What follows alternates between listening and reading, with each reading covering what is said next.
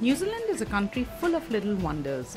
Although Waiheke is only a 35-minute ferry ride from Auckland, New Zealand's largest city, it has not yet been overrun by either commuters or tourists.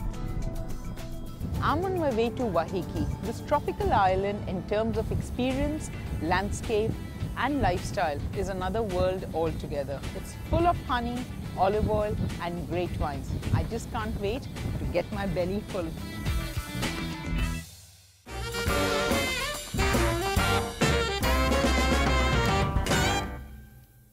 Good morning. Good morning. I'm Captain Phil. Phil is a born and bred islander and has been fishing all his life. He insists he was born on a boat. Yeah, sure. Phil explains to me that we are fishing in the guts of the ocean and will be using overhead rods for our adventure today. So, teach me how to fish now. Right, okay, let's go. Okay. Come around here. Fidget fish is used as a bait. As Phil baits up the rod for me, I'm told, lock, load, and when you feel the weight, just smash them on their head. Ouch, that must be painful. Okay, that's good. Bait's gone. I came thinking I will have a picture taken with this 2-meter long shark as they show in the movies. But so far, I don't even have anything which is 2 centimeters long. Phil is being nice to me. He says I should not try too hard. Just load up the line, set it up and just go and smoke a nice pipe. Fine, it may work for people who like to smoke a pipe. 6 sets of bait gone and not a single little thing to show for my skills. But you can't give up. You got to keep trying. At least I've saved some face. I got a fish! Yay! After 1 hour of trying, when I'd finally given up, I caught a decent sized red snapper. And I even have a name for her, Dinner. Okay, so that's 2 down. This one will survive if you let him go. Okay, let's let him go. Going once, Yes. going twice. Bye! Give him a kiss. Ah, beautiful. Back to the gods. There we go. Okay, maybe Dinner was a wrong name for her. I don't think fishing is about catching fish. It's about spending time by yourself in the middle of this ocean, and there's almost a meditative quality about it. And as Captain quietly correctly pointed out, if you catch a fish, that's just a bonus.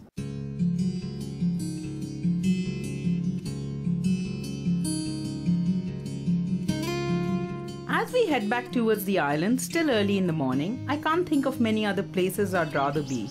I feel fresh, happy, and life seems to be good right now. Full of charming B&Bs, amongst its more than 40 vineyards, Waiheke offers several fine restaurants with panoramic views, cafes, bars, and some great oyster and seafood bars.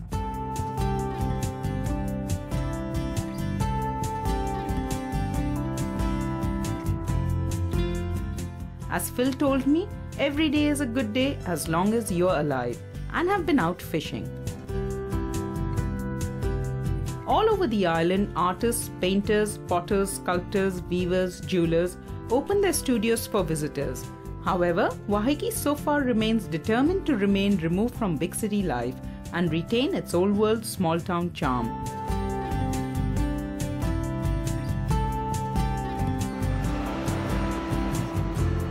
Everybody in Waiheke is raving about Oyster Inn, a lovely fit out on the top story of an old wooden colonial style building with a covered veranda overlooking the Oneroa shops and across the bay.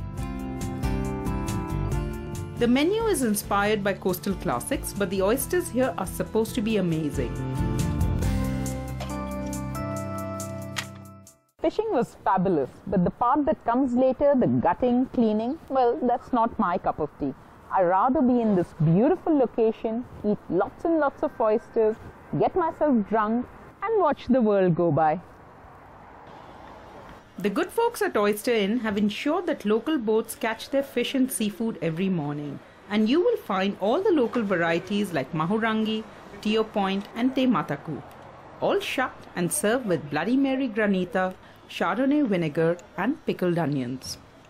What I like about the menu here is that there's a very homey feel to it, and you immediately have a smile on your face when you read macaroni and cheese, fish pie, or Auntie Jay's rolled pavlova on offering. But more than food, what makes this place super special are the owners, tall and burly Jonathan and nimble and impish Andrew.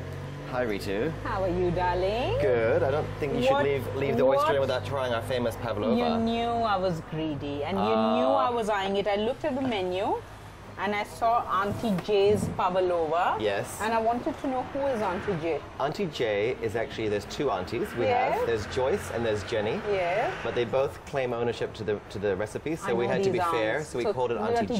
Jay. So, Jenny but as it's if a she comes in. different pavlova because It's a rolled pavlova Yeah, with so almond flakes on the outside. It's very popular. Of Okay. course, you know pavlova is one of the, it's a Kiwi. Kiwi national iconic Exactly. dish.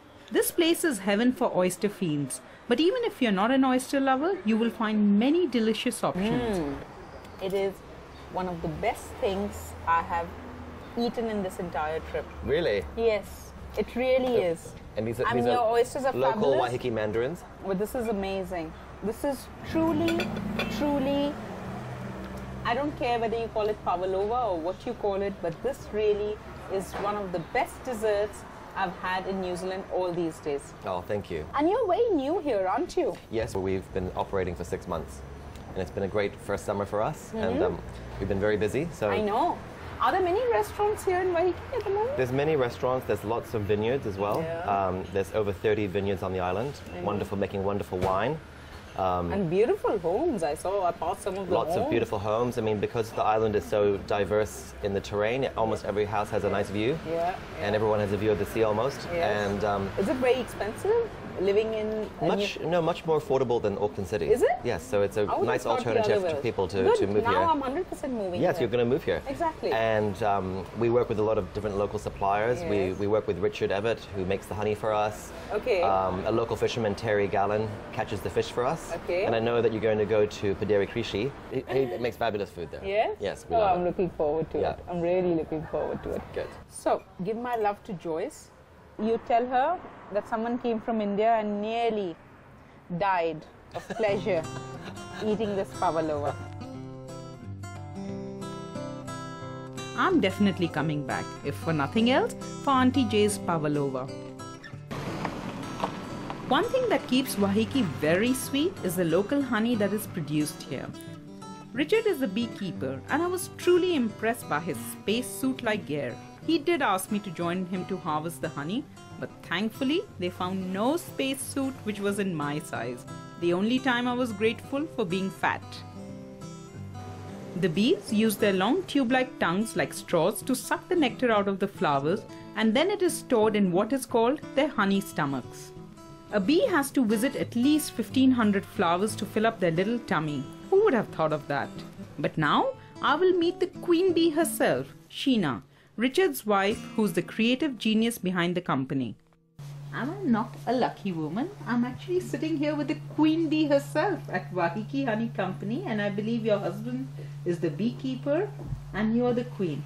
That's a nice title to have. I wouldn't mind calling myself queen. When it's your own company, I Yes. think you're not so you much might of as a well queen as well. choose your own job title. Exactly. Yeah. What you really specialize here is in The Manuka is the honey that gets a lot of media attention. The main thing is what the bees are feeding on.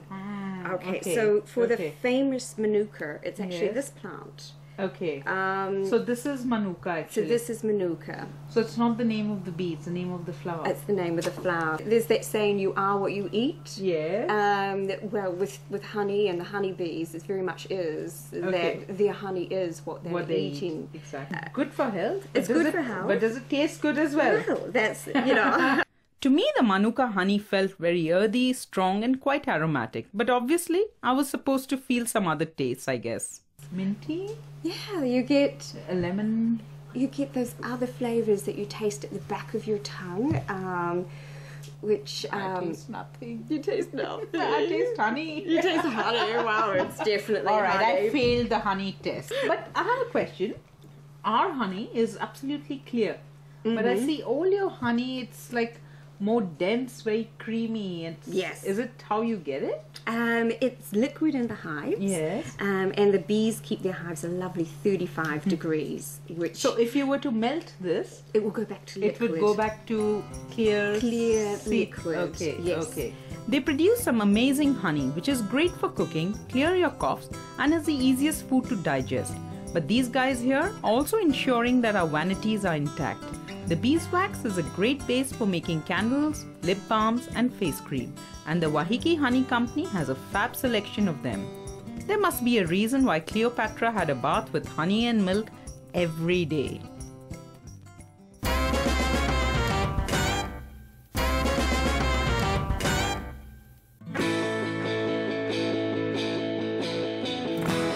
Wahiki, with its sunshine hours, mild Mediterranean climate, and great milk, makes it a food and wine lover's paradise.